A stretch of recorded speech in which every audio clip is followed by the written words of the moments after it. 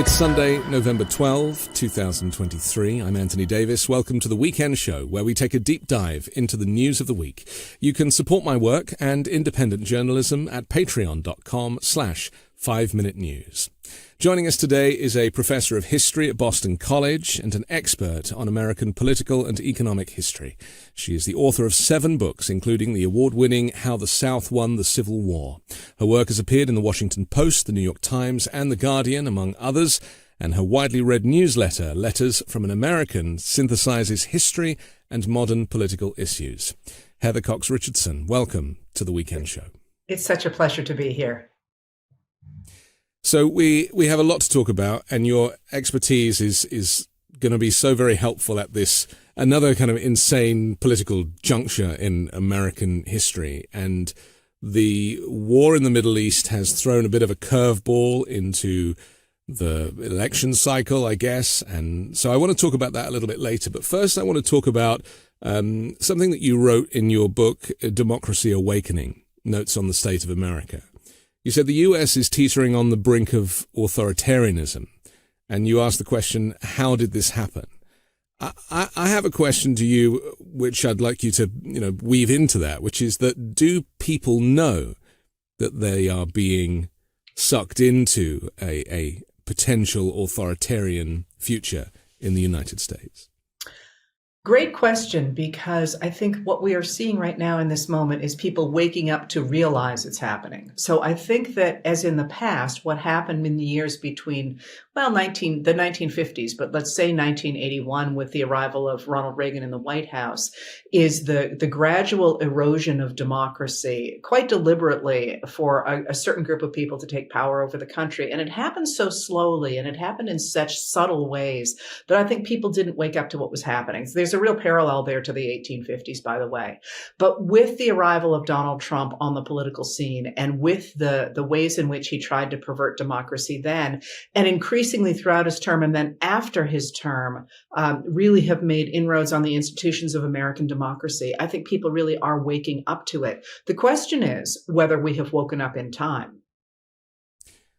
When you talk about Donald Trump, perverting the law and the course of history, people that support him will turn you off. They'll be like, she's a snowflake.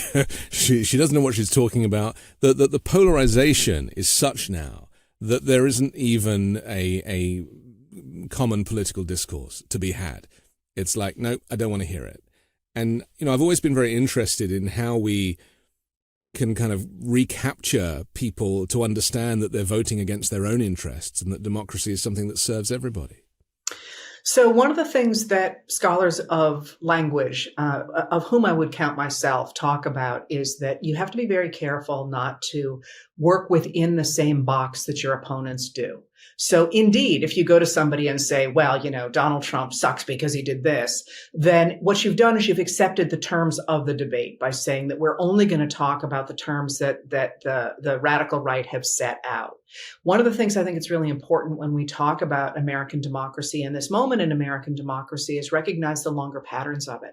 So to be able not to say, I'm against book banning, and we're going to drill down about what book banning means in this particular school district. But rather, if you look at the recent elections, the recent November elections, what you see is people who managed to replace Moms for Liberty candidates for school board elections, for example, or who managed to get rid of people who were operating on platforms that called for attacks on trans children, things like that. What they did was not to argue it on those terms, but to argue it on the terms of, in this country, we believe in the free exchange of ideas. We believe in public schools where experts get to have a say in the way our children are informed, and where parents who care about ideas get to make sure that they're the ones who choose what their children are reading, not somebody from another state or another town that is being informed on ways to be aggressive by Moms for Liberty. So, which is a very carefully named thing. So one of the things that I've really worked to do is to regain a national discourse that is based in American traditions and American political traditions, beginning with the Declaration of Independence.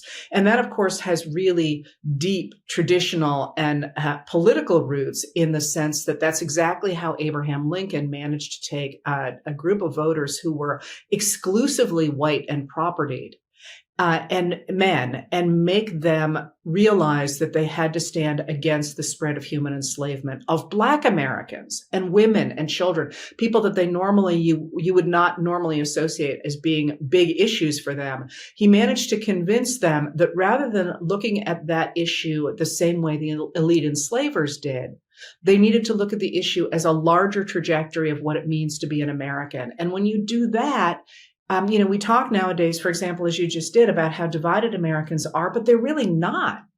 If you look at the polls, we agree in extraordinary numbers on basic common sense gun safety legislation. We agree in huge numbers on the right to bodily autonomy and the right to reproductive health care. We agree overwhelmingly on the need for education. We agree overwhelmingly on the need for legislation to regulate business, for example. We agree in really high numbers on the idea that taxes should fall more heavily on corporations and on the very wealthy. And these are not radical positions at all. These are mainstream American positions, but they have been perverted, as I say, by a very few politicians who are now radical right extremists who want to impose on the rest of us either their vision of Christian nationalism or simply want to take all the goodies into their own hands, which is to get extraordinarily wealthy, as they have done since 1981. I, like you, probably don't fit into any kind of political box. And I think that that's something, I'm kind of proud of, but it doesn't play well here in America, I've discovered. People are very keen to compartmentalize us and give us a label. Maybe we should join no labels, and then we would have no label, but again, probably wouldn't work. But my point really is that, you're so right, and I've been saying this, we're all the same. We all have the same desires, the needs to be held and loved and understood and listened to. These things are really important, part of humanity, and they will find parallels in politics. But representation is the issue, isn't it? The people that are in the House of Representatives or in the Senate, they are not representing the majority proportionately. And their extremist views now have started out as fringe and have now come very much into the center. Well, absolutely. But when the first thing you said is people are eager to put labels on us. And I think the word people there is doing a lot of work. Because, of course, if you look at how voters, for example, who are different than the American people, of course, have sorted themselves. In fact, many people identify as independents. Now, political scientists will tell you that that's a bit of a misnomer, because that generally just means they don't want to admit that they lean one way or the other. But it is striking. And one of the things that always jumps out to me is the need of politicians who are concerned about their majorities to not only identify their own followers, but crucially to identify their opponents in a negative light. And that, of course, you can see as part of a deliberate strategy on the part of those people who have taken over the Republican Party. Traditional Republicans did not do that. Traditional Democrats did not do that, except in certain moments in the 19th century. But what you're seeing now is a really explicit attempt to create divisions where I don't think otherwise there would be. And that, because most of us agree on the basic things that I was talking about, but that, I think, is important in this moment, because that division, that deliberate division of society, is not simply, I think, internal to American politics. It is, of course, part of a larger attempt to divide the American population, to divide the centrists in the United States, in the EU, in places around the world. And that is a really deliberate strategy of pitting the extremes against the middle. And by pitting the extremes against the middle, you can divide a society. And that's really clearly articulated in a lot of Russian political theory. The idea of increasing the power of Russia to become a new imperial Russia depends on tearing apart democracies. And the way you tear apart democracies is, as I say, by pitting those ends against the middle.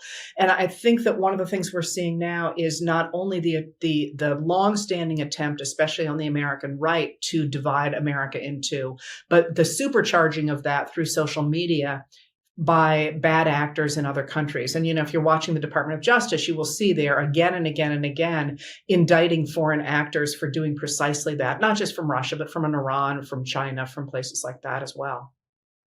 How much of this, because, we are required to do quite a lot of reading, quite a lot of mastication, understanding of this information. And this phrase, a low information voter, which is something that was kind of new to me when I moved to the US. It's like, it's a bit like calling immigrants illegals. I was like, it doesn't quite sit well with me. But I understand the premise, and that is that not everybody is well read, and not everybody understands the bigger picture and is able to make informed decisions. Partly because education is not so great in the US, public education, but also people don't have the time because they're too busy working multiple jobs to make a living. So, and some argue that is on purpose, keep people stupid. So how does one communicate to these so-called low information voters? Because they are certainly convinced, and we'll get onto cults a little bit later, but they are certainly convinced that they know what they're talking about, that all their solutions can be dealt with by one man, and that really, anything other than those kind of talking points, those far-right talking points, is not really up for debate. It's very difficult, isn't it, to communicate and get your message across and talk to people when information is so low. Well, there's a couple of things there that I think it's useful to pull apart. So if you are talking about the dyed-in-the-wool, cannot change their opinion Trump voters, who were created largely during his term. They come into his support, of course, in 2015 to 2016, but they really become that, as you say, cult-like or cult, straight up cult following during his term and after his term. And again, I'm picking on political scientists here, but political scientists will tell you when you have a reactionary right movement, there's 20 to 30% of the population, largely usually lower to the 20s, who cannot be changed. They are in it. They are not going to change their minds. There's nothing you can do that won't reinforce what they already believe. And the only thing you can do for them is to model a healthy political system and hope that someday they see the light, but most of them never will. Those are not reachable people. But when you talk about low information voters, that's a different thing, or it can be a different thing. Although those Trump people obviously are not only low information, they explicitly reject alternative informations and will say, I don't care. I don't care if he's going to do that. He's my guy. And that, in that case, they're coming from a very cultural position. They're coming from a number of things that have very little to do with politics, reality, or the future. They are only about sort of a primal scream, if you will. But low information voters are a different thing. And those are voters who in the past have been able simply not to pay attention because the guardrails were there and it didn't really matter to them who was in office because they were disaffected from politics or they weren't interested in politics or they didn't think it mattered. And they don't follow the news. So one of the things that always jumps out to me is after the midterms, within the week after the midterms, people start talking about the following presidential election. And my take on that is just stop. Like nobody wants to hear about another election in this moment, except perhaps people whose jobs depend on talking about elections, because we're sick of, even I'm sick of elections 2 days after the midterm elections, when they're still 2 years out before the next presidential election. So a lot of them are tuned out. A lot of them are still tuned out. But one of the things that has happened really since January 6th, and well, during Trump's administration too, but since January 6th, and especially since the Dobbs versus Jackson women's health decision, is people who previously felt it didn't really particularly matter who was in office. They didn't care. Politics wasn't their thing. They recognize that it really matters now. And those voters are low information in the sense that they are waking up to what information is out there, but they're also low information in the sense that they don't really understand how the system works. And that's where I think people like you and me come in, is simply saying, hey, listen, we are looking at not being able to fund the government. This is what that means. And this is why it happens. And this is how it normally happens. But it's not happening that way right now. And actually providing information, because as you say, it's no sin that people don't understand how things work. If you asked me how to rebuild an engine, I couldn't begin to do it, although I could maybe find a spark plug, right? But simply informing people of how a system that they have not previously been tied into works is a crucial role, I think, for us going into 2024. And you can certainly see how it is paying off with the extraordinary levels of voter registration among young Americans and with the mobilization, especially of suburban women who, again, previously just weren't that engaged and now feel quite rightly that their lives depend on being engaged. And that, I think, is a major factor going forward into the next election. And we just saw a reaction to that in these special elections and kind of halfway elections where the Roe reversal basically has kind of infused its way. I think the effect of it, because, there's been a year or two that has passed so that people that need to access abortion have not been able to. And that information, that experience is being spread around communities. People are talking and they're starting to feel physically the effects of not getting access to the care that they need and having to cross state lines or get Gavin Newsom to have to pay to bring them to California, as is happening. Do you think how much is that abortion issue going to be the thing that kind of catapults Democrats to victory in 2024? Do you think, because now obviously the strategists are looking at what happened last week and they're like, well, we need to make November all about this? It's huge. One of the things that happened, about a year after Dobbs is I heard an older Republican male pundit saying that people were going to forget about Jackson women's health. It wasn't going to be an issue and that they were going to forget. And I just remembered my head exploding, because for any woman, even past childbearing years, the medical care that is involved in reproductive health is at the very least a monthly concern, but generally simply part of daily lives. And that is obviously something that the men who are legislating on these issues don't understand. But the idea that women are suddenly going to go, yeah, we don't care, we're going to go ahead and let, the Christian nationalists decide about literally our lives. And not just our lives, but of course, everything that comes from that. I mean, if you look again at our history in the United States, the invention of the birth control pill is huge in getting women into the workplace, because they begin to have control over their reproductive cycles. And the idea that we're going to erase that at the same time that other democratic countries are expanding those rights, I'm speaking of being in bubbles. I think the ideas of the people who pushed that legislation and who are now trying to backpedal on it and try and make American women accept a smaller piece of a pie that they enjoyed as a constitutional right for 50 years is absolutely delusional.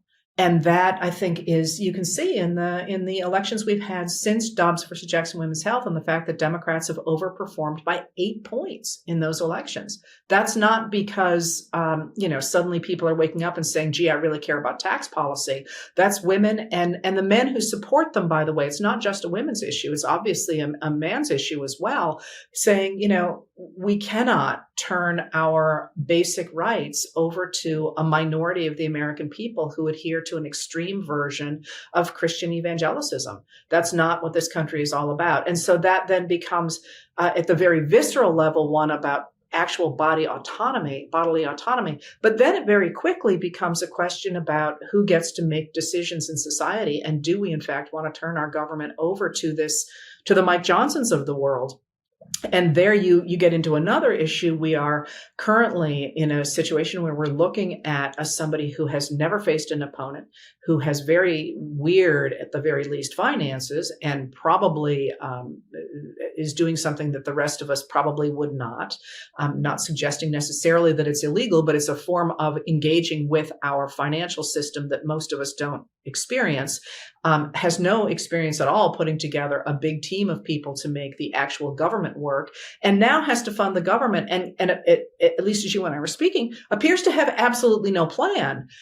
that idea of turning the finances of our government, the strongest government in the world, over to somebody who says his guide is the Bible, is going to bring home to people who think they don't care about Dobbs versus Jackson Women's Health just how dangerous it is to put a Christian nationalist, an extremist, into positions of power in this country. I think that's a powerful message.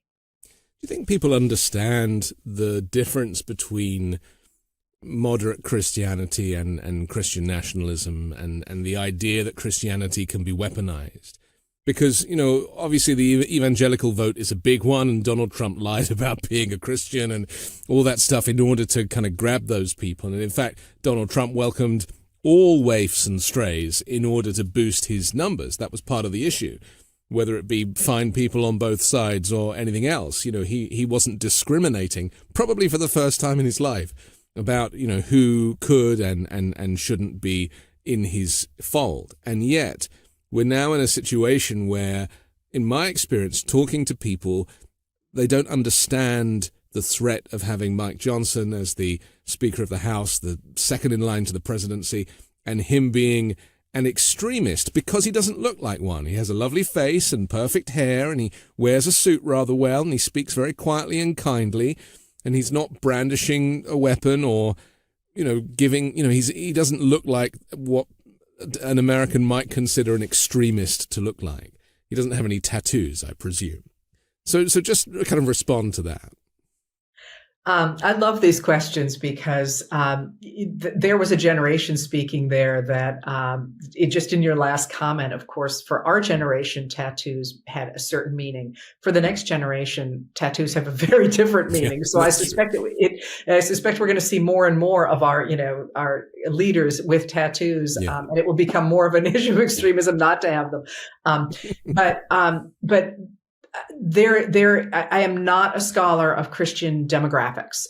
So that's the first thing to say there. But that being said, I think you have your answer in the Ohio vote last week, where a significant proportion of Republicans crossed the line to support the idea of reproductive rights being enshrined in the Ohio Constitution. And one of the things that I would say, because I'm from a rural area and I used to be a waitress in the Bible Belt. And so I worked closely with evangelical Christians, and I have worked closely with Christians and I live with Christians, and I live around. I live in a very mixed area where there are Trump supporters through communists in my area. And what I would say is that when you are in at least a small town, there is a very clear difference between Christians and Christian Republicans and the evangelical extremists. And the distinctions that we may not see from people who don't identify as Christian, who are more highly educated, who are look at the Christians as a group, I think perhaps don't recognize the distinction that is there between people who are traditionally Republican because their parents were Republican, because they are part of a system in which being Republican is a mark of social identity, and those who are militant Christian extremists. And that distinction was really important in Ohio, where you literally now have members of the Ohio legislature, members of the North Dakota legislature, members of the current day Ohio Republican Party simply saying they don't care what the voters decided. They are going to continue to try and stop all abortions in Ohio. And yet you had a significant proportion of people who self-identify as Republicans switching over and saying, nah, we're not part of that evangelical thing. So I think that's actually something really, again, to remember, is that there is traditional Republicanism that in fact supports reproductive rights. Planned Parenthood was very famously supported by the Romney family. It was part of the idea that people should have control over their futures, control over their destinies, and a pushback at the time against the Catholic Church's concept of the idea that one accepted all the babies that one was given.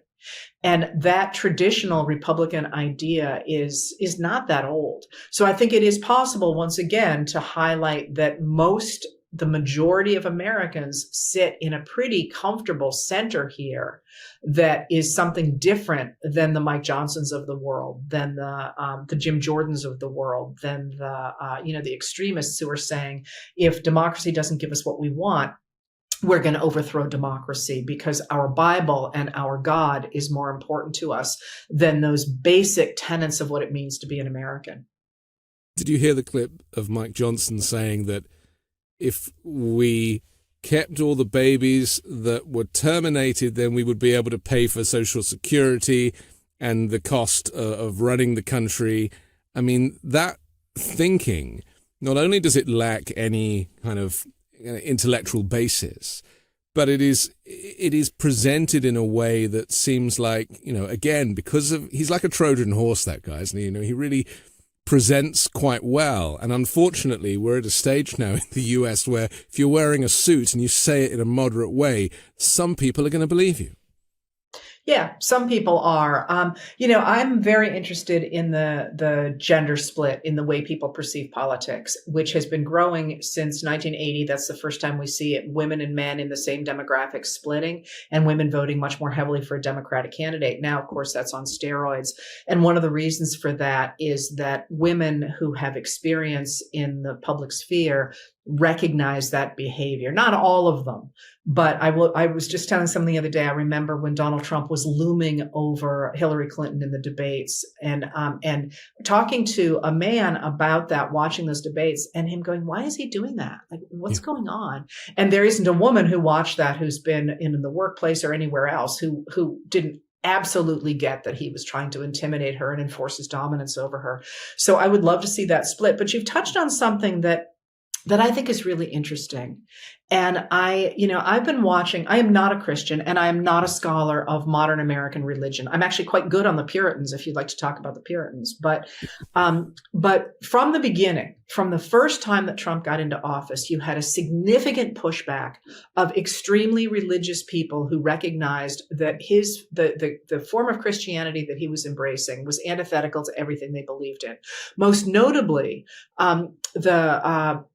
I'm going to get the title wrong, and I'm sorry. It was something like Mormon Women Against Trump. That actually may be what they were called. And one of the reasons I believe that Mitt Romney began to moderate his stance early on was because he was facing extraordinary pressure at home from Mormon women. And one of the things that I have been sort of interested in is which way the Christian community, not the far right evangelical Christian community, which is wedded to Donald Trump, would jump, but the Christian community, because the truth is, as you have Johnson saying outrageous things like that, or the many members of the House Oversight Committee or the House Judicial Committee going out on television and really clearly lying. I mean, really clearly, within the last week, there was one of them caught out for saying that he was absolutely going to enforce subpoenas against Hunter Biden and James Biden, the president's brother. And the news reporter said, well, why didn't you do the same against Steve Bannon? And he said, well, you didn't have to do that because, he wasn't in office. And the person said, well, Hunter Biden and James Biden aren't in office. And the person just sort of circled the drain on that. And because, of course, that is absolutely true. They're bending the system to try and go after people based on their own ideological beliefs. And the thing that interests me about that is I don't think that's a really good look for the Christian brand either. And if you look at the rate at which people are dropping away from a declared support for Christianity in this country, I am not a Christian, as I say, but if I were one and I were interested in spreading the word of my deity, I would be very concerned about being associated with those extremists who are openly lying, following what certainly looks to be a cult-like figure, acting in ways that certainly to those of us who don't share that religion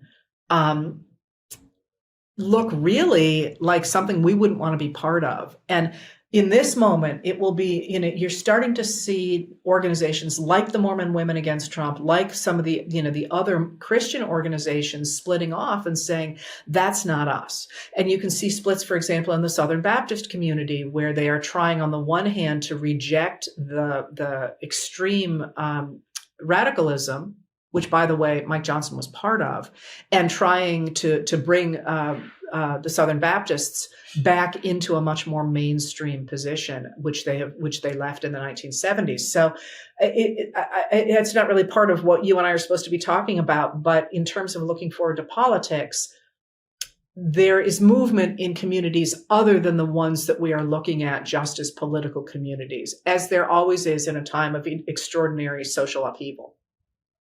It's very interesting because these small groups and communities, they don't get the media coverage, so we don't really know how they are organizing and how activated they have become. We have to take a quick pause for our sponsor, but we're going to come back and talk more in just a moment here on The Weekend Show. We all hate wasting food. Now, nothing is ever wasted thanks to Lomi. I have a Lomi and it's changed the way I think about my food waste. Lomi transforms my trash into treasure at the push of a button. Lomi is a countertop electric composter that turns food scraps into plant food in 4 hours. There's no rotting food in my garbage and smelling up the kitchen now. I only take the trash out on garbage day. Plus, no more leaky bags. I turn my waste into nutrient-rich Lomi earth that I can feed to my plants, lawn or garden instead of sending it to the landfill. I can help the environment and make my life easier. All my food scraps, plant clippings, and even those leftovers I forgot in the back of the fridge can go back into my garden, helping me grow more nutritious food at home. And now Lomi's new app lets me track my environmental impact, earn points for every cycle, and redeem freebies from Lomi plus other great brands. I learned that food waste makes up a huge portion of our personal carbon footprint. By reducing the amount of food I send to landfill, I'm helping do my part for the planet. Whether you want to start making a positive environmental impact or just grow a beautiful garden, Lomi is perfect for you. Head to lomi.com/weekend and use the promo code WEEKEND to get $50 off your Lomi. That's $50 off when you head to lomi.com/weekend and use promo code WEEKEND at checkout. Thank you, Lomi, for sponsoring this episode.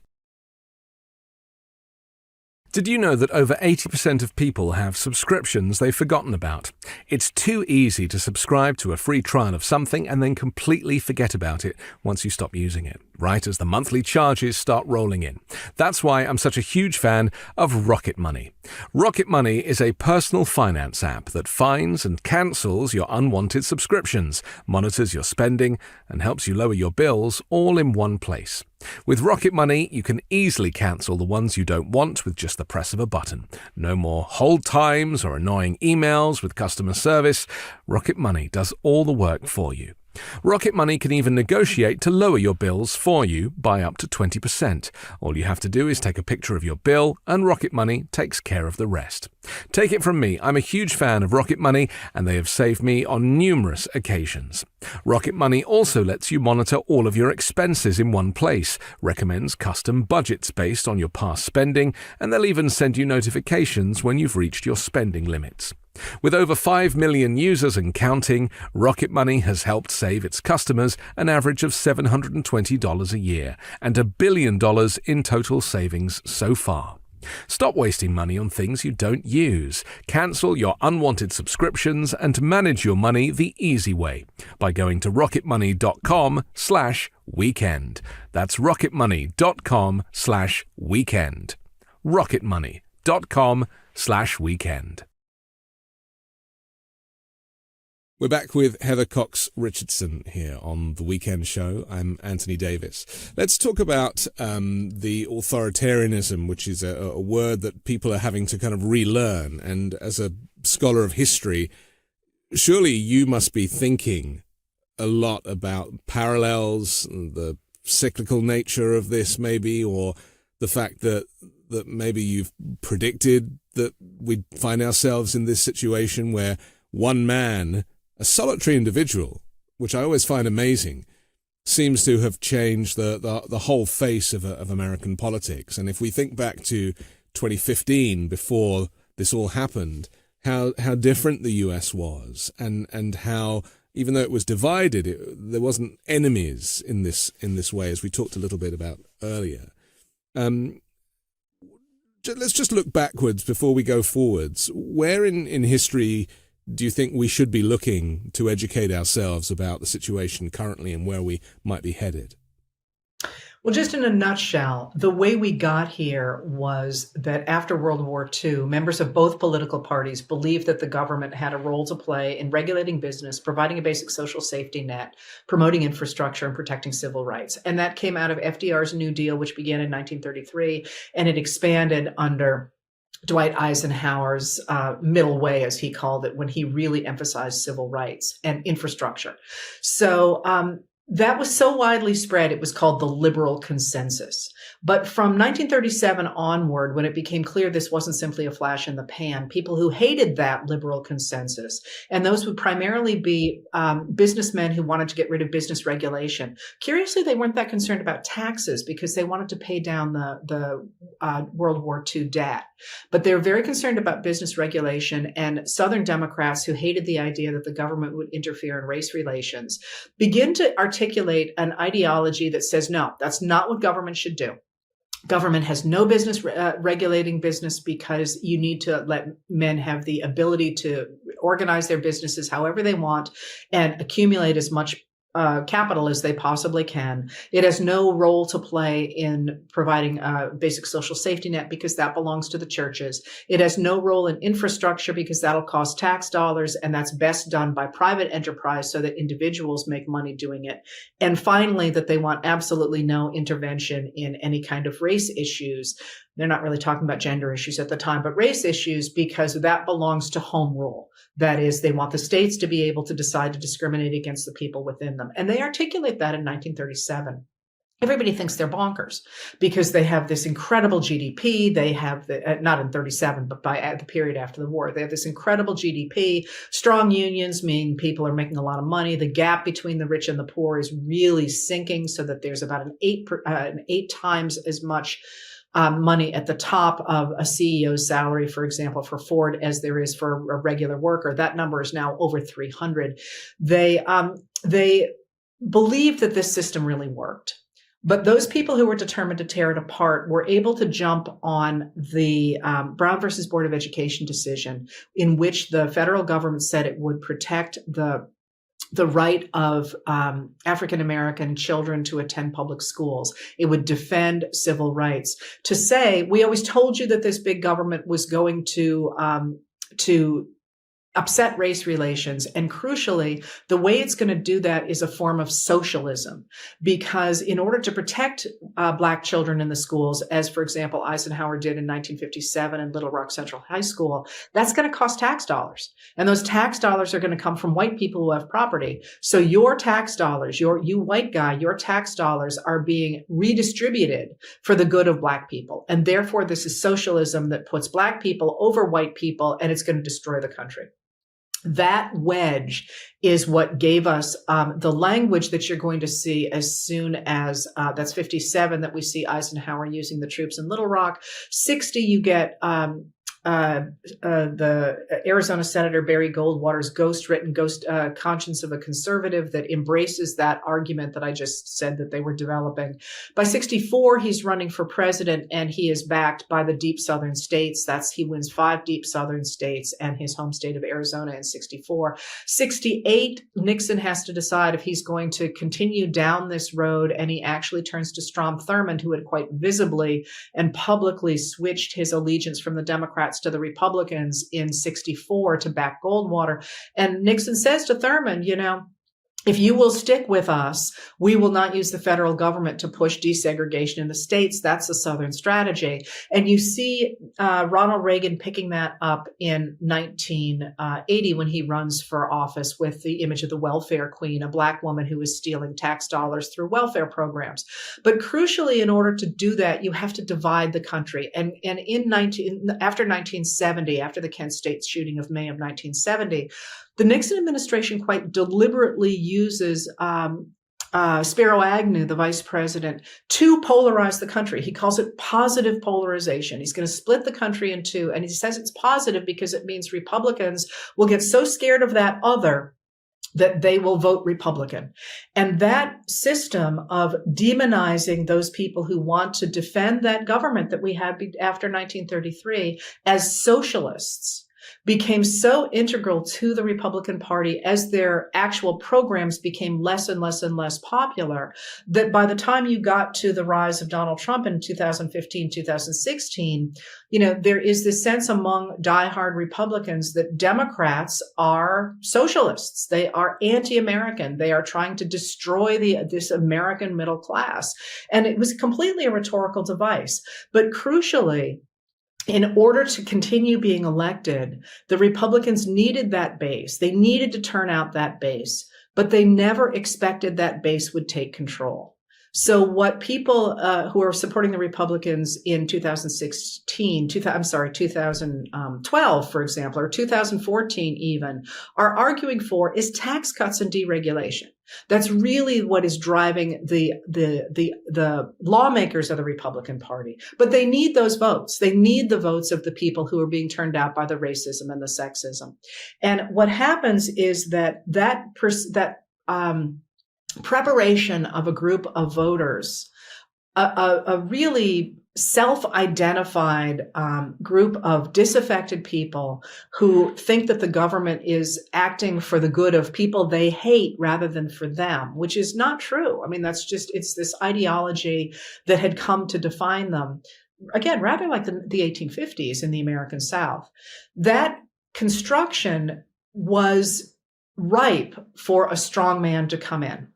And it's, the Republican caucuses and primaries are designed to be, as you say, in low information states, because the expectation amongst the Republican leaders was that voters would back people who had good name recognition. So they thoroughly expected that their candidate in 2016 was going to be Jeb Bush. He had name recognition. But of course, Trump comes in like a wrecking ball with better name recognition and turns, just shreds that entire system. And then, of course, ends up messing around in the RNC so that he gets delegates he actually hadn't earned. But once Trump comes in, he takes that population and he turns them into a movement. And that's something that's very different than just using the rhetoric. He does that too, but he begins to turn them into a movement by courting that base as his. So that statement, of they're good people on both sides is an attempt to take those street gangs, if you will, the militias, the people who had been organizing really since the Clinton administration as a military group, as an anti-government group, and bring them to his side. And once he has done that, once he has given them permission to hurt other people, not just to talk about hurting other people, but to hurt other people, that's how you build a right-wing movement. And once they have become, welded to each other and to a leader, then he could feed them any information that they would then take to heart. So, for example, the idea that COVID was not dangerous. I mean, his people lapped that up and he killed them. But they were willing to do that. And in many ways, that's the ultimate expression of a strong man when he can convince his followers literally to let themselves die for his cause, not with the expectation that their lives will get any better, but they will have they are part of a heroic movement. And that's how you create a strong man. So, we're in such a different place than we were in 2015, but I would argue we're in a different place going forward from this moment, going into the 2024 election, because Trump is not hiding that this is exactly what he intends to do going forward. He intends to weaponize the Justice Department. He intends to throw his opponents in jail. He is talking obliquely now, but I suspect that will not last, about killing his opponents, people like former Joint Chiefs of Staff Mark Milley. And he's laying it all on the table, saying, if you put me into office again, you will never have to worry about another election, to his people. You will never have to worry in the future about ever anybody taking advantage of you again, because I am your retribution. That's actually a quote from him. And what concerns me in this moment is the degree to which many people in the media are not recognizing this transition and are still trying to talk about him as if he's about tax cuts, because that is so far in the rearview mirror, you can't even see the headlights. And in this moment, what we've seen since 2015 is the rise of an authoritarian and the it's classic, this exchange. And we are now at a point where people absolutely need to recognize that this is going on, but also to recognize that it's not just Donald Trump. It is members of his movement. So, for example, the people who are now in charge of the House of Representatives, I don't think, or Tommy Tuberville in the Senate refusing to let military appointments go through, or people like Rand Paul who are refusing to let State Department appointments go through. There is a very real attack on our democracy. And part of me just can't figure out why everybody isn't walking around with their hair on fire. But this, I think, is something we need to wake people up to. It's been proven that the media needs Trump for advertising revenue. He represents box office to them. So, my explanation for the reason that they're not exposing him fully is because they need him and they probably want him to win. And, that is an unfortunate state of affairs when media is for profit, operating in a kind of capitalist environment. But I want to talk about Project 2025 a little bit later, but you touched on that this is like the Heritage Foundation, various organizations that have contributed towards a manifesto for what they want the Republican president, whoever he may be or she may be, more likely he may be, to be in 2025.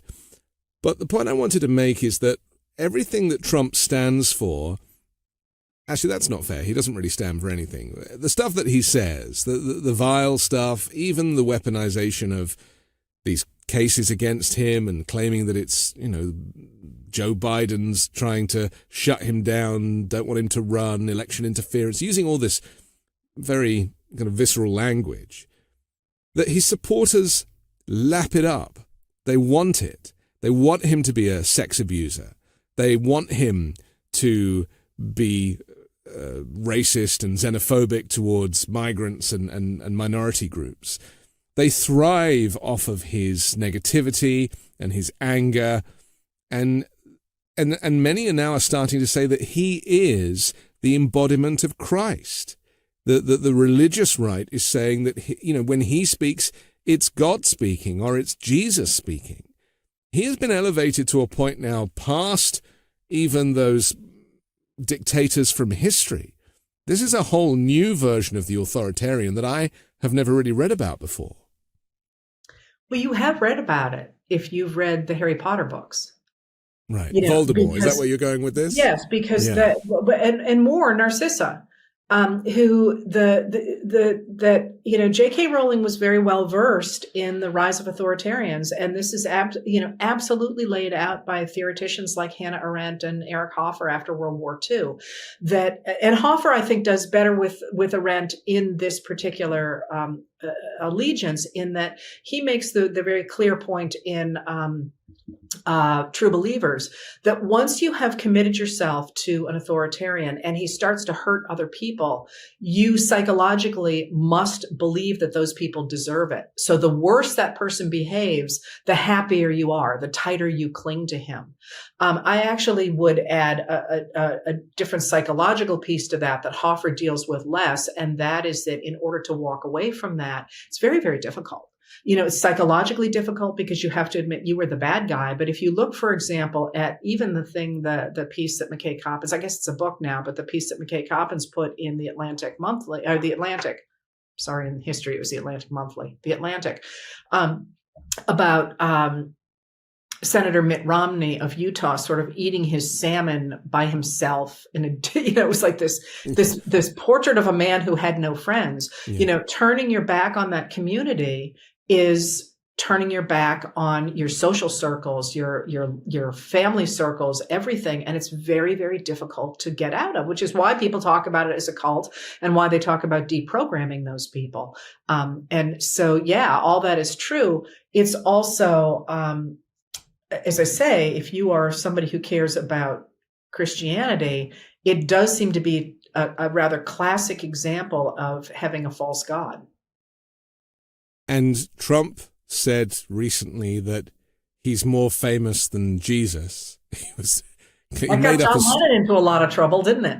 right? He made up a story about a guy on the golf course telling him that he was more famous than Jesus. He was like, no, okay, maybe I am. This whole kind of rhetorical fantasy world but isn't that interesting? When John Lennon said that, the Beatles had desperately to backpedal and to say, oh, he didn't mean that and all that. And yet, that was when the Beatles were, everybody screamed when they saw them. Yeah. And now, you can get somebody who is a front runner for the Republican nomination to say that and still be backed by people who self-identify as Christians, which shows you just how much the world has changed in the past 60 years.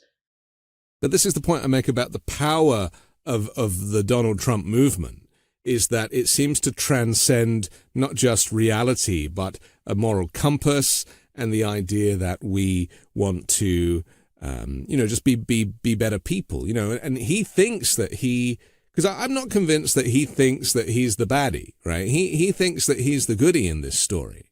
And he has convinced himself of that narrative and is now just repeating his own lies and has, he doesn't really know which way is up, which way is down, but he's running with it. And really, arguably, the only reason he wants to be president again is to get himself out of these prosecutions.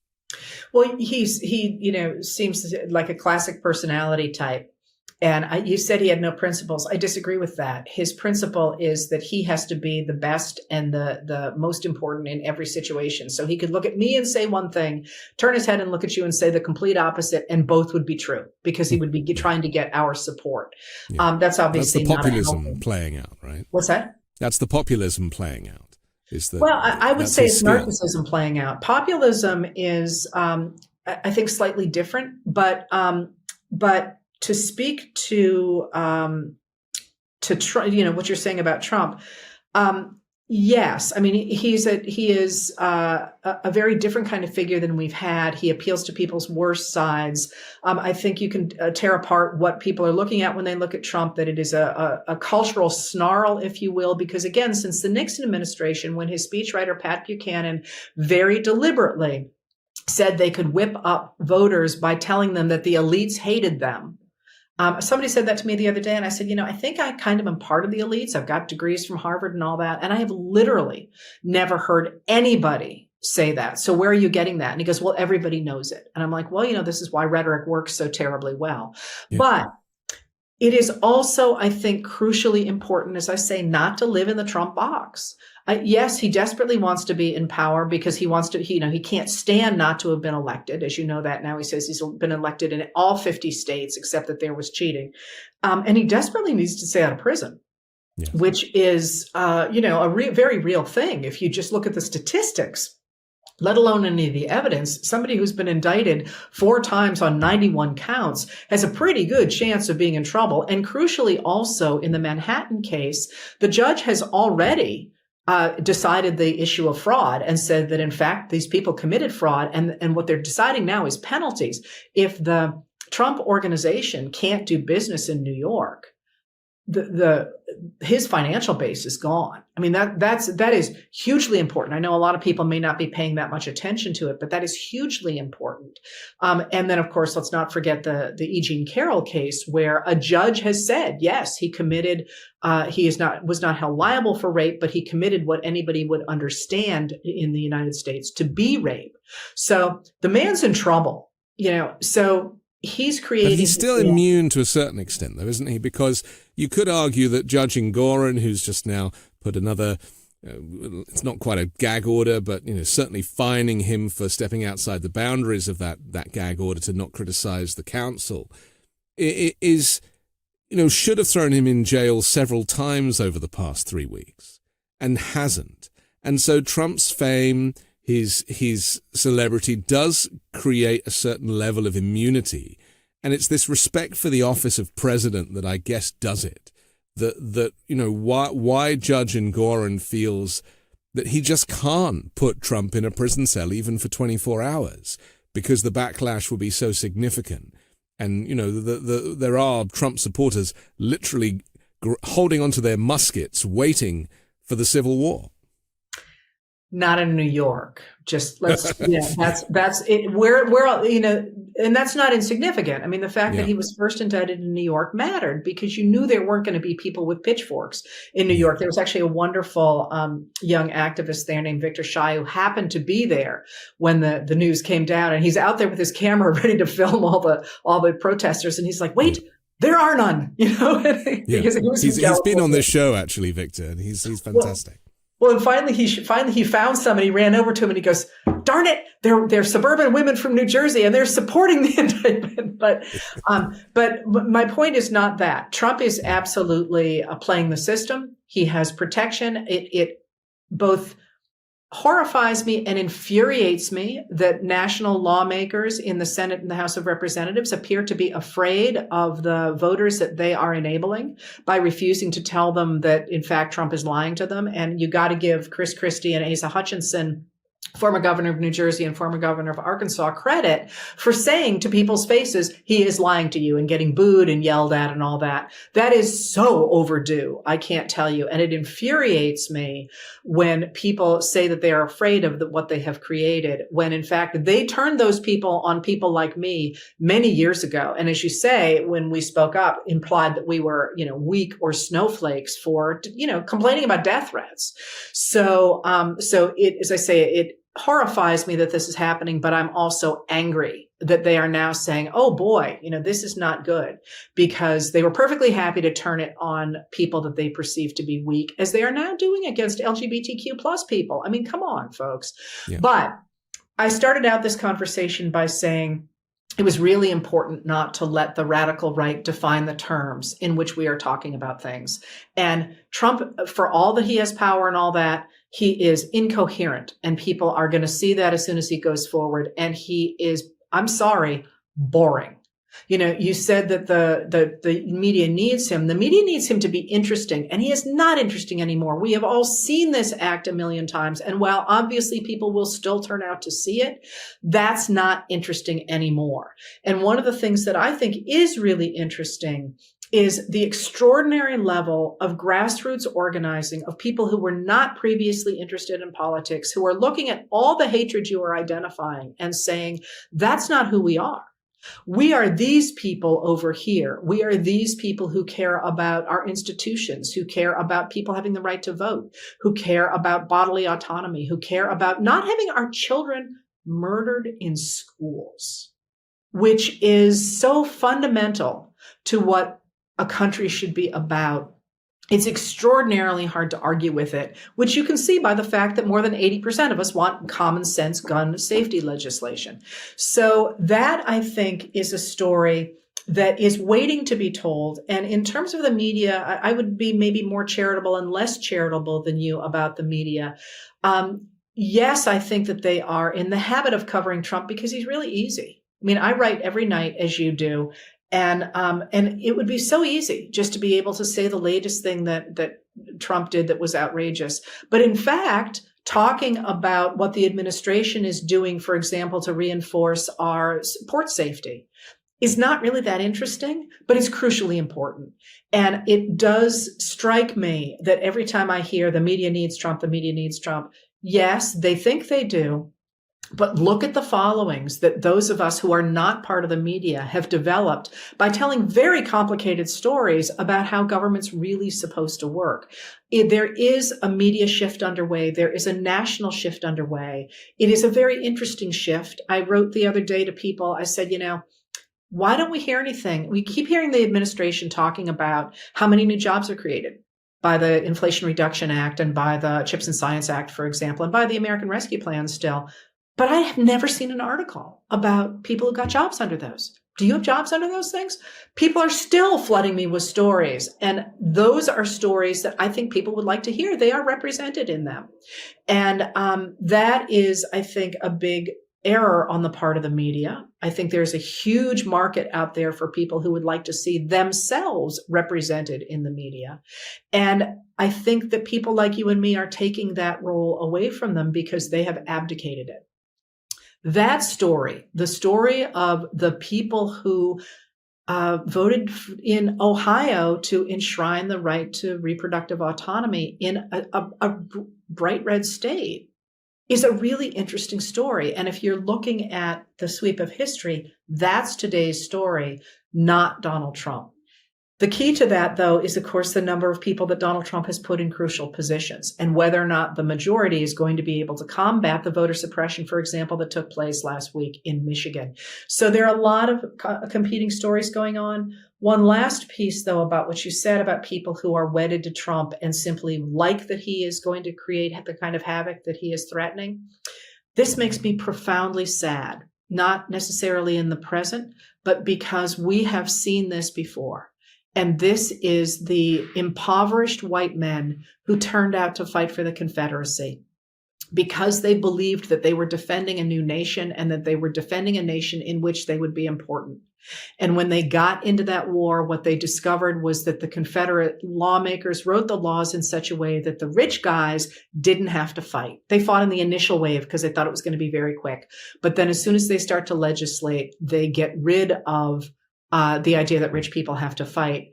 They get rid of the idea of representative democracy. People complain about Lincoln. They forget that Jefferson Davis imposed martial law across the American South.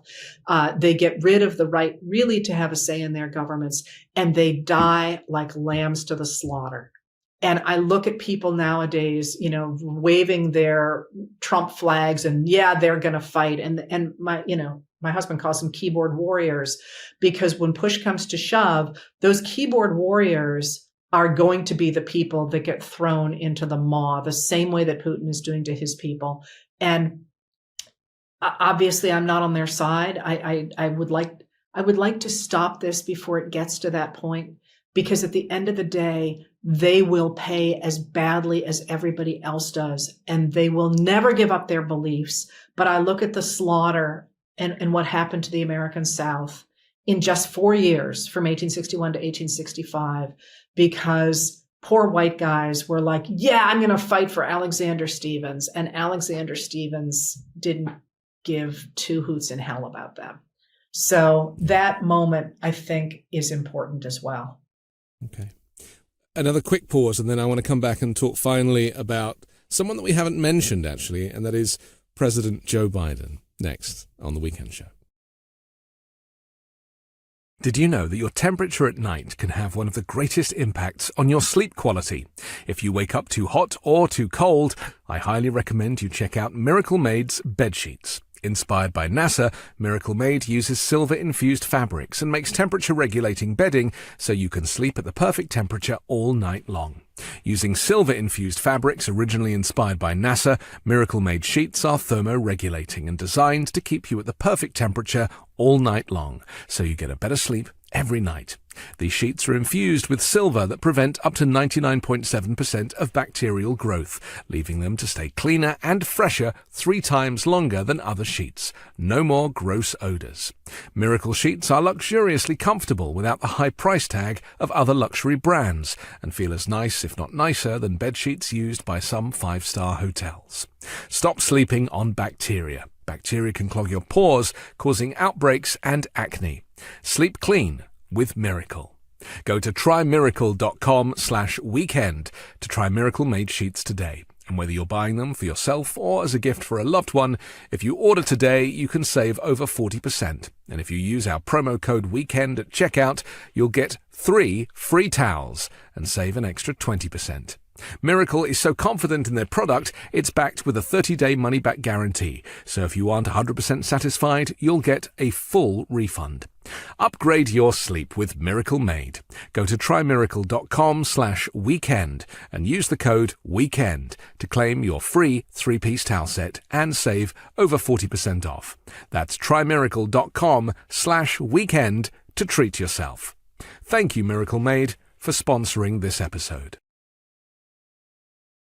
Heart health and staying healthy, especially when you have a family that you want to be able to spend as much time with as possible, is so important. We have a heartfelt reason to support our blood pressure. In fact, more than half the US population would benefit from blood pressure support. Well, SuperBeets Heart Chews are an easy and convenient way to support healthy blood pressure, and they promote heart-healthy energy. Paired with a healthy lifestyle, the antioxidants in SuperBeets are clinically shown to be nearly 2 times more effective at promoting normal blood pressure than a healthy lifestyle alone. And with over 30,000 5-star reviews and counting, SuperBeets Heart Chews are having their moment. SuperBeets Heart Chews are incredibly delicious and so much better than any alternative supplements out there. I take my SuperBeets Heart Chews each morning, and it's really kick-started my morning routine. After taking SuperBeets Heart Chews, I feel like I have more energy and I'm ready to take on the day. SuperBeets Heart Chews support healthy circulation, so you not only get blood pressure support, you also get productive, heart-healthy energy without the crash. Double your potential with SuperBeets Heart Chews. Get a free 30-day supply of SuperBeets Heart Chews and 15% off your first order by going to getsuperbeets.com and using promo code WEEKEND. That's superbeets.com, code WEEKEND. We're back with Heather Cox Richardson here on The Weekend Show. Joe Biden, to all intents and purposes, is arguably a very significant president in recent political history and has really done quite a good job and maybe doesn't get the credit and doesn't get the coverage. And there is this obsession and fascination with him being too old, despite the fact that he's flying across multiple time zones and giving press conferences. And is it any wonder that he might, walk off in the wrong direction? And I do feel sorry for him, in that way, because we all need a rest, let's be honest, every now and then. And as president, he doesn't stop, unlike Donald Trump as president, who barely worked. So, there's that. Do you feel that, as I do, that we need to start talking up Joe Biden's successes a little more? And are we so obsessed with this rise of fascism and authoritarianism because it is such an important subject that we actually forget that the guy who's carrying most of the weight right now is the incumbent seeking re-election? So, in a couple of ways, it's funny to me that you say that, because I do not try to talk up Joe Biden, but there are 2 aspects of his presidency and publicity that I find fascinating. The first is, I'm a political historian, so I know presidents, I know Congresses. That's my happy place. So I will tell you that this is the most transparent presidency possible in the modern world. So it was very hard. I found it very hard to figure out what on earth the Obama presidency was up to. And certainly the Trump administration, they just lied. I mean, there was all kinds of stuff going on that was under the table at the very least, but openly illegal, as it has been discovered. Things like the policy of tearing children away from their parents at the border. There's been a wonderful expose about that, I think also in The Atlantic, where that, when they were told that was illegal, they simply excluded the people who said it was illegal from the meetings about it. Yeah. So the facts are all out there. I mean, not all of them. Obviously, there's a lot of stuff that administration can't talk about, and that's just par for the course, and that's part of national security, and that's legit, right? And I'm not suggesting there might be hidden stuff that we don't know about, but they have press conferences every day. Remember, Trump had a press secretary who never once had a press conference. So they have press conferences every single day, but not just in the White House, also at Defense, also at State. They publish all these documents all the freaking time. And I am fascinated by the fact that so little of that makes it into legacy media or the mainstream media, because it's really an interesting story. I mean, what he has done with foreign affairs to try and wed democracy to the idea of globalization without colonialism by supporting this concept of regionalism where regions all get a seat at the table. That's fascinating. I don't know if it's going to work or not, but it's absolutely fascinating. And they're putting extraordinarily heavy duty muscle behind it. Similarly, the idea of working within and with Latin American countries to stabilize those countries, to address the root causes of migration. Do people even know we've put $2.1 billion into Latin America in the last 2 years to try and make that happen? I mean, those stories are really interesting stories, and they're really not getting coverage. And they are doing it really, again, transparently, because they are trying to make sure that people understand that democracy is better than fascism. It is better than authoritarianism. And he says this all the time. So does Antony Blinken. Gave a really important early speech at the State Department where he said exactly that. And it is all out there. But it's not getting covered by the media. And you just said, should we be focusing on this? And I would say, I am not a journalist. I am not a political operative. I am a historian. So when I look at this moment, I cover Biden, and I cover him quite positively, because as a historian looking at the extraordinary strides he has made in the domestic sphere with the extraordinary passage of legislation that rivals, at the very least, the Great Society, and possibly in the 1960s, and possibly the New Deal in the 1930s, you can't not talk about it. And similarly, in the foreign sphere, he is the most sophisticated foreign policy president since Eisenhower. How you cannot cover that blows my mind. So one of the things that I feel like some of us are doing by going around, as I say, the normal places, is certainly recognizing. I mean, there was a piece this last week by Margaret Sullivan in The Guardian in which she said, the media really should be talking about how dangerous Trump is and how much Biden is doing. And I thought her point was very well taken, but there are a lot of people who are already doing it.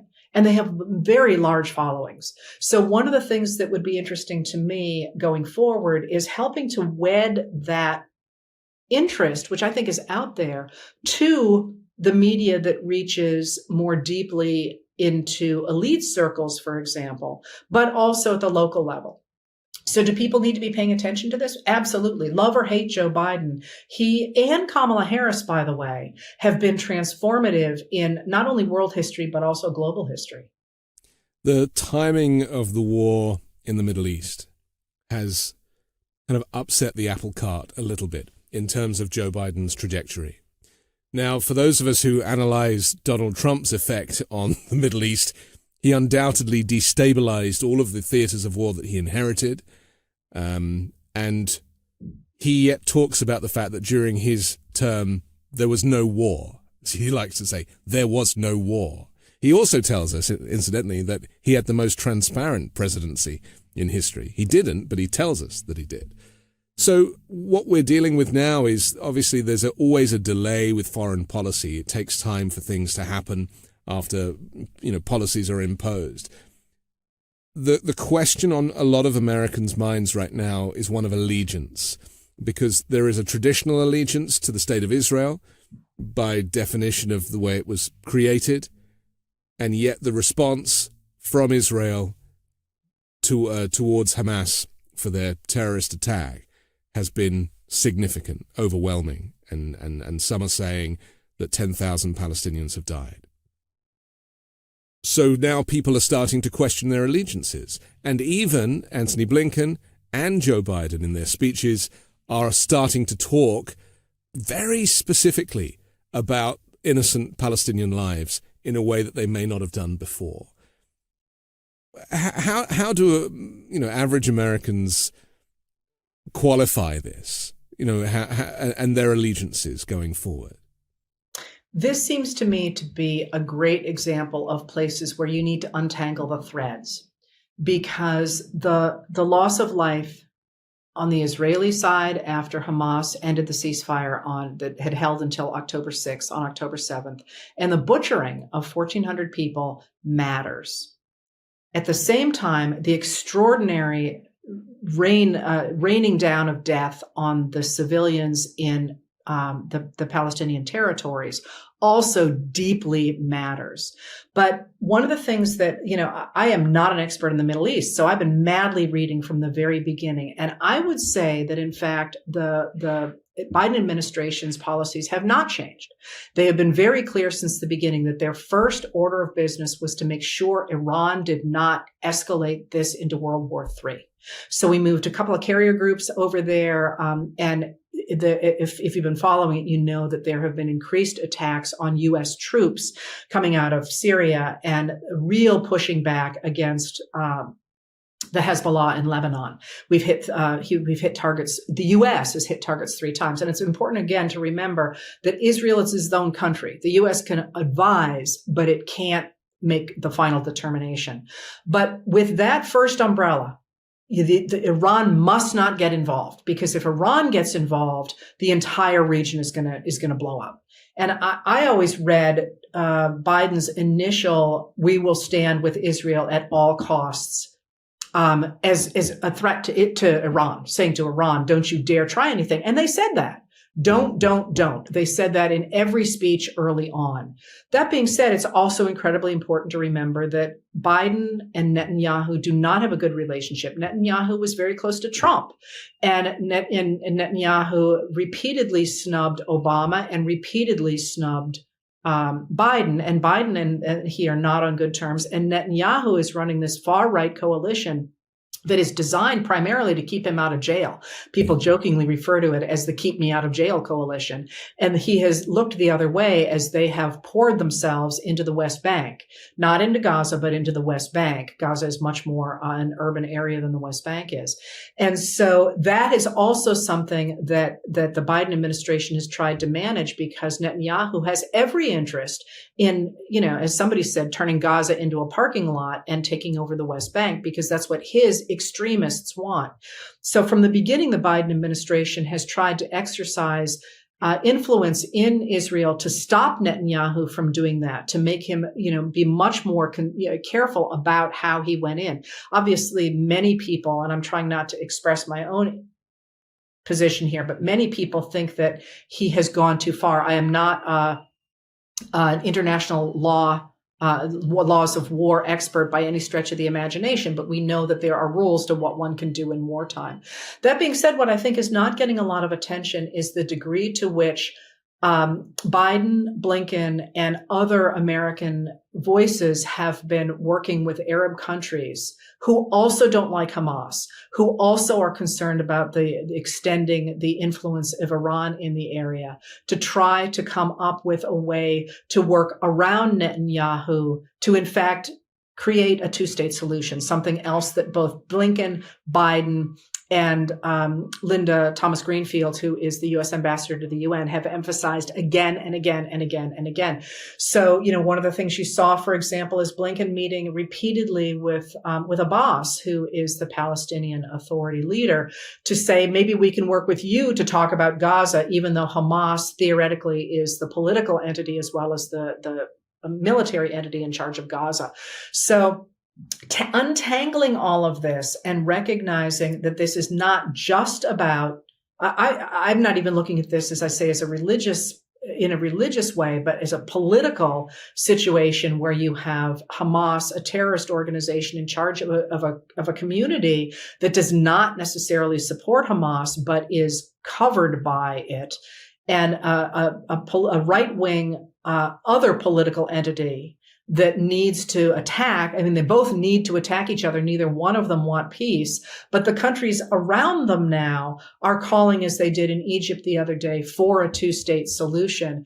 If that could be pulled out, it would end up being the possible good outcome of what is and has always been a horrific situation that has led to enormous losses of life. So what that's going to do at the end of the day for the American elections is, I think, unclear still.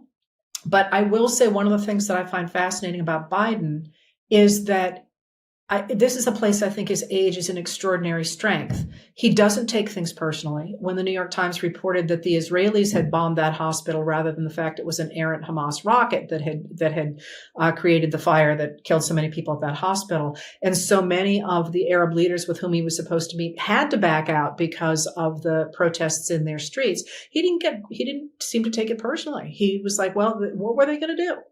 And this is a place where I think he doesn't take it personally. And also at his age, I think he would like to leave the kind of triumph that we came so close to in 2000, when it looked as if we would have a two-state solution under President Bill Clinton, and Yasser Arafat, the leader of the PLO at the time, nixed it.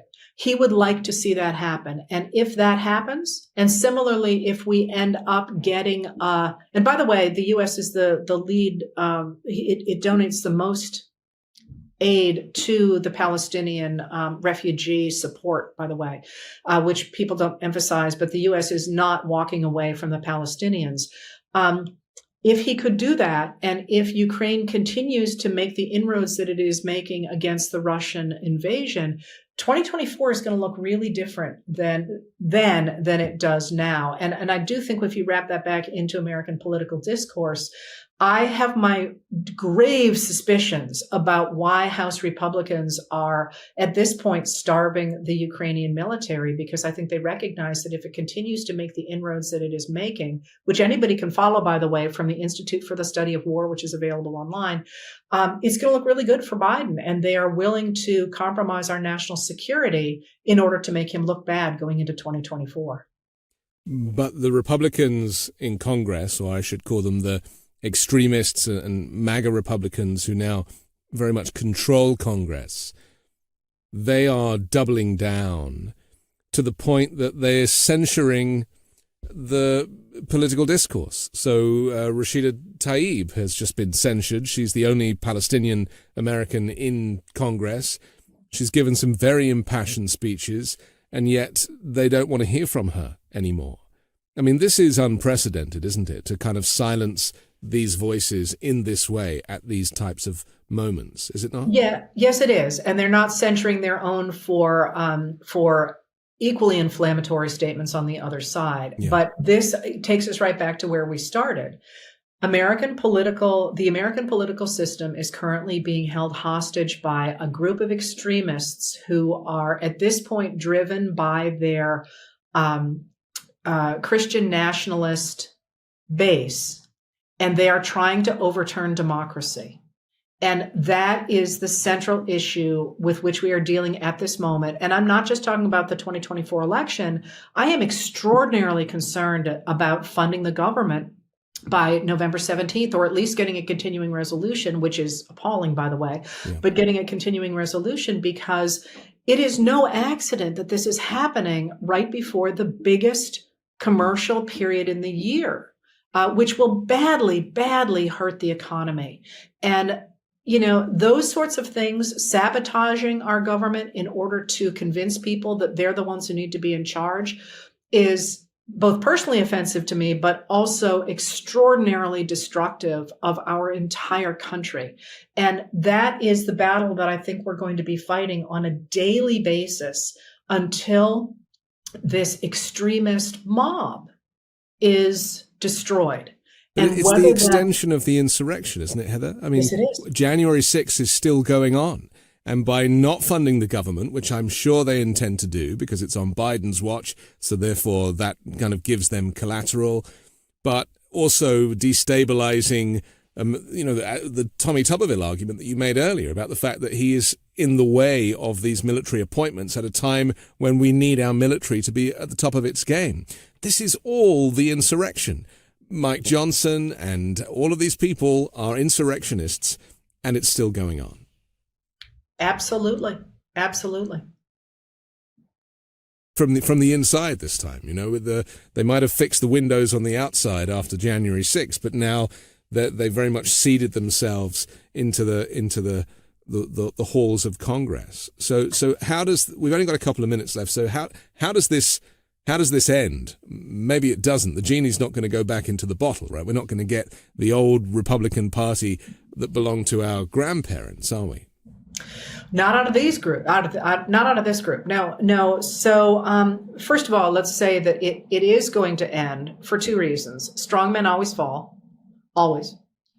The question is mitigating the damage that they do before they fall. But also it's going to end because of a demographic change in this country. By 2028, the up and coming voters who are far more progressive than the baby boomers, of which I'm one, so I'm not deliberately picking on people, will have completely eclipsed them. The baby boomers by then, by 8 years from now, or no, 5 years from now, will be much less powerful than they are currently. And they're the ones who are so heavily Republican. So there will be an end there too. What that's going to look like, of course, depends on 2024 and whether some people like Donald Trump or Donald Trump himself can use the levers of the federal government, the Department of Justice, the military, the prisons, the newspapers, all those sorts of things to put somebody and keep somebody like him in power. If they do that, we will have a situation that looks very much like Hungary, where Viktor Orban was able to hollow out and then destroy their democracy in the very ways in which the Donald Trump and the radical right in America are now trying to emulate. And they are quite deliberately looking to Orban and to Orban's measures to enable them to do it. They are, in some cases, there's a carbon copy of a Hungarian law being imported, for example, into places like Florida. So how does they invited him to CPAC, of course, and Trump has spoken about him dozens of times in the last few weeks as somebody that he really looks up to.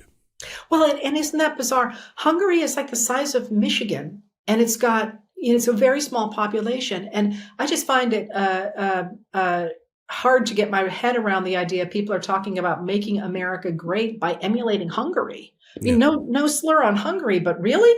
Well, he thought Hungary was Turkey, so that's probably. Turkey has, and Hungary as well, have beautiful art. So maybe that was it. Maybe he was interested in that. But the other side of this is, how do people today combat the rise of authoritarianism? Because as people who study authoritarianism, people like Timothy Snyder of Yale say, it's much easier to fight authoritarianism before it takes over rather than after it takes over. And this is what we are looking at for the next years. So one of the things in the short term that people can do is first of all, to call your members of Congress, especially if they are young Republican members of Congress who might want to have a career, and say, fund the damn government, But there is also relational organizing that we know, as political scientists tell us, that the way to get people to the polls is not necessarily by talking to strangers or making speeches or sending letters, but talking to your friends and making sure they show up, talking to people that you meet, talking to people that you know and who trust you, and say, listen, I'm really scared about what this future is going to look like if Donald Trump starts throwing journalists in jail, or if he, creates federal penalties that punish women for obtaining abortions, the sorts of things that he's talking about. In terms of the Republican Party, though, one of the things that I think will come if, in fact, people do manage to push back against the extremists is the resurrection of a traditional Republican Party, because the United States needs at least two fully functioning political parties for many reasons. But just quickly, parties provide oversight of each other, so they're not corrupt. And if you don't think that matters, take a look at Mississippi, for example, where welfare funds seem to have been funneled into the pockets of the governor's supporters, or in Ohio, where key lawmakers in the Republican Party have just been sentenced to jail for their operation that cost taxpayers gazillions of dollars. That's a scientific term. But also because it lets people think that they have a future in the political system. If you take that away, if you say the political system can never represent you, they lose faith in a democracy and they turn into either disaffected people or violent people. So we need those two political parties. And right now, all of the common sense and all of the actual problem solving is on the Democratic side. That can't last. The Democrats, as they currently consist, could split in two, or we could see the rise of a new political party from the center right that re-embraces the traditional values of the Republican Party that the government should support people who are just beginning into the economic system through access to resources, including education, and develop the economy through that focus on people at the bottom. That system and that idea that supports a healthy middle class and supports a wealthier class that is still kept within a somewhat smaller band than it has developed since the 1980s is central to the American system, the same way that the Democrats are central to the American system.